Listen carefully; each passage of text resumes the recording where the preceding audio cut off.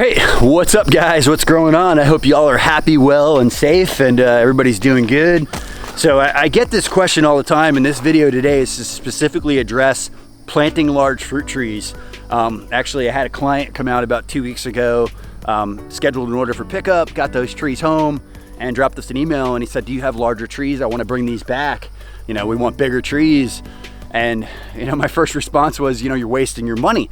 And, you know, I've planted thousands and thousands and thousands of trees in my 20 years of landscape experience. You know, trees for days, like we've lost count a long time ago. I don't know where that number is, but we've planted a lot of fruit trees. I've done a lot of jobs where there's existing trees. When we get there, we're installing new trees. And one thing I could tell you is, you know, a small tree, it's like a bomb. You know, it's in that pot. It's not completely developed yet. It's ready to get in the ground and it's ready to grow. A big tree, you know, it's been in a pot for a long time. It's, you know, its roots are confined. It's in more of a stressful situation. Probably hasn't been pruned the way it's supposed to be pruned. It's not, you know, getting that symbiotic relationship with the other plants around it, you know. So I really feel that, you know, you are wasting your money on a big tree unless you're buying like a big Japotacaba like over here behind me. So yesterday, one of our YouTube viewers and fans emailed me about 2 weeks ago for a delivery on some 25-gallon Japotacaba, and these 25-gallon Japotacaba I have over here are probably closer to like 60-gallon Japotacaba. So I've actually pulled them off the availability list. I'm not selling any more big ones. We're probably going to keep these just for fruit production. But pulling out those two trees, and you know, he asked me, is it worth spending the money on a bigger tree? And yes, with something like a Japotacaba that can take 10 years to fruit, especially with like that Sabra variety, yeah, it's worth spending a few extra bucks, especially with something that could even be kept in a container long term. You know, these do good in a container. They have an interesting soil requirement. They really like acidity. But when we're talking about something like a mango, an avocado, sapodilla, starfruit, you know, any of those trees that you're buying in a 15 or 25 or 45 gallon, in my experience, it is just a waste of money. It's a bigger tree, it's a bigger hole, it's harder to plant. And what I could tell you is that we've done jobs that have existing fruit trees that the customers bought in 25 gallons and 45 gallons. They spent $400 or $500 a piece on, and we came in and we planted our little cute 3 gallons. And when I say little cute 3 gallons, I'm very, very particular when I go to these nurseries and I pick out plants. I actually look for the smaller trees. I don't want the taller, lankier trees. I like the small ones that are ready to be tipped and pruned. You can start shaping them at a smaller size. I don't want that tall, lanky tree. And, you know, as I'm talking, you see the big loquat over here behind my quarter, or over my shoulder, and a couple other big loquats. The big ones on the front side are seedlings, and the big ones here are honestly just left over because we didn't have the Florida Loquat Festival this year because of the whole COVID situation, and we just didn't sell the amount of loquats we were planning on. Now, I can tell you that we've thinned out about 60 or 70% of our loquat stock without even having the festival, just with the ramp up of people wanting to buy fruit trees. But I am stuck with a couple of bigger ones. So, you know, you could buy that tree, and I get customers that really argue with me and want to buy those trees. But what I could tell you is, you know, when we come in on those jobs and we plant those small trees, and I go back a year later and that small tree is bigger than that 45-gallon tree that you spent $500 on, you know, that tells me that that little tree, you know, kicked its butt. You know, it's grown a lot faster. It has a much nicer shape to it. It's not, you know, typically as gangly and ugly as these older trees, you know, that have been in a pot a long time. So small trees are your best bang for the buck. You are wasting your money, you're throwing it away, unless you live on a condo in New York and you have to have that fruiting mango right away, or like I said, unless you really don't want to wait on a Japotacaba to fruit. I get it, those are ones that are worth buying at a bigger tree. But when it comes to mangoes and avocados and sapodillas and starfruit, especially starfruit, those things are like the most overachieving trees ever. Get them young.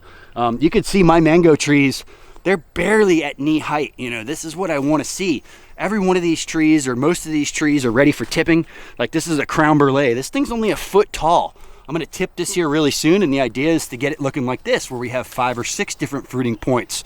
You know, it's starting to create branching at that nice short height. So a lot of these just came in the last week or two.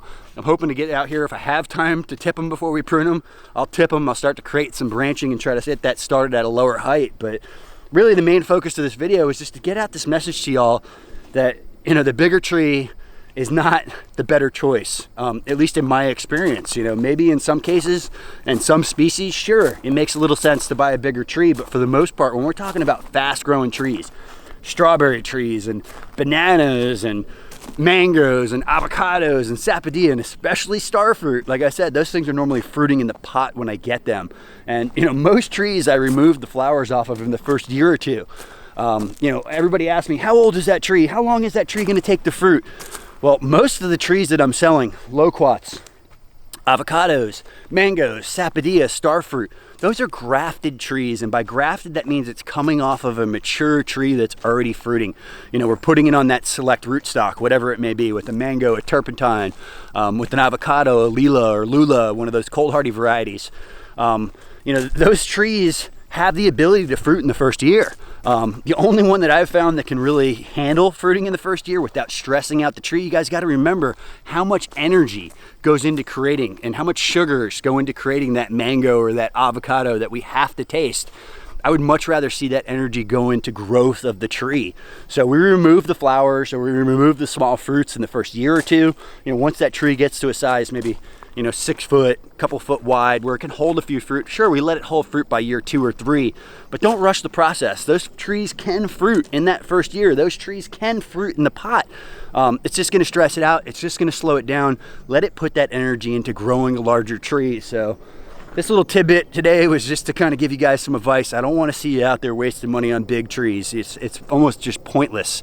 You know, get the smaller tree, wait for it to grow. It's going to grow fast if you plant it properly. And check out my tree planting video. You know, I get people all the time that I see them planting these trees, and you know, they're like digging a hole with their backhoe for a 3-gallon tree and filling it with all of this compost and, you know, all of this manure and all of these worm castings.